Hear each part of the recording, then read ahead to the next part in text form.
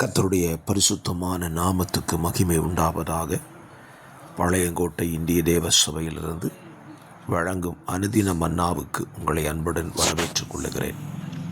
இந்த புதிய நாளை கர்த்தர் உங்கள் வாழ்விலே ஆசீர்வாதமாய் மாற்றி தருவாராக. இந்த நாளிலே 2 நாளாகமம் 19ஆம் அதிகாரத்தை தியானத்துக்காக எடுத்துக்கொள்ளுங்கள். யோசபாத்தின் சரித்திரம் தொடர்ந்து இந்த அதிகாரத்தில் பேசப்படுகிறது.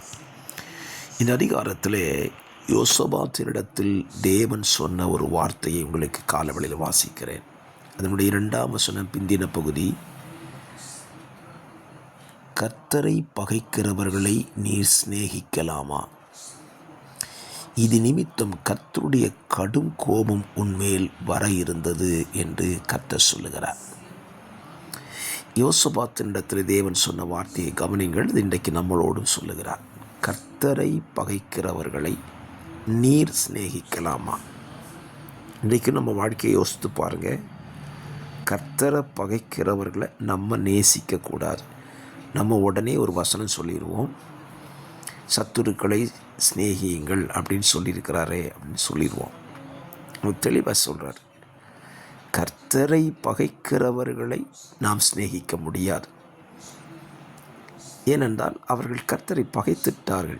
அவர்கள் கர்த்தருக்கு எதிராய் செயல்படுகிறார்கள். கர்த்தருக்கு எதிராய் செயல்படுகிறவர்களோடு நாம் சிநேகிதமாய் இருந்தால் தேவ கோபம் நமக்கு நேராய் திரும்புமா? எப்படின்னு யோசித்து பாருங்கள். கானான் தேசத்தில் இருந்த ஜனங்கள் எல்லாம் கர்த்தருக்கு விரோதமான காரியங்களை செய்து கொண்டிருந்தார்கள். அவர்களோடு இஸ்ரவேல் ஜனங்கள் உடன்படிக்கை செய்தார்கள். கோபம் யார் மேலே வந்தது? இஸ்ரவேல் ஜனங்கள் மேல் கர்த்தருடைய கடும் கோபம் மூண்டதல்லவா? ஆகவே என்னை கேட்கிற அருமையான கர்த்தருடைய பிள்ளைகளே, இந்த காலவெளியிலேயும் கர்த்தரை சிநேகிக்கிறவர்களை நீங்களும் சிநேகியுங்கள். கர்த்தரை பகைக்கிறவர்களை நீங்கள் சிநேகிக்கக்கூடாது என்பது பிரமாணம். இந்த பிரமாணத்தை நீங்களும் நானும் கடைபிடிக்கும் பொழுது கர்த்தர் நம்மை சிநேகிப்பார். ஆமென். நல்ல தீர்மானம் தானே? கர்த்தரை சிநேகிக்கிறவர்களை பகைக்காதீங்க, கர்த்தரை பகைக்கிறவங்களை சிநேகிக்காதீங்க. எதிர்மறையாய் செயல்படுவது தெய்வத்துக்கு பிரியமல்லாத காரியம்.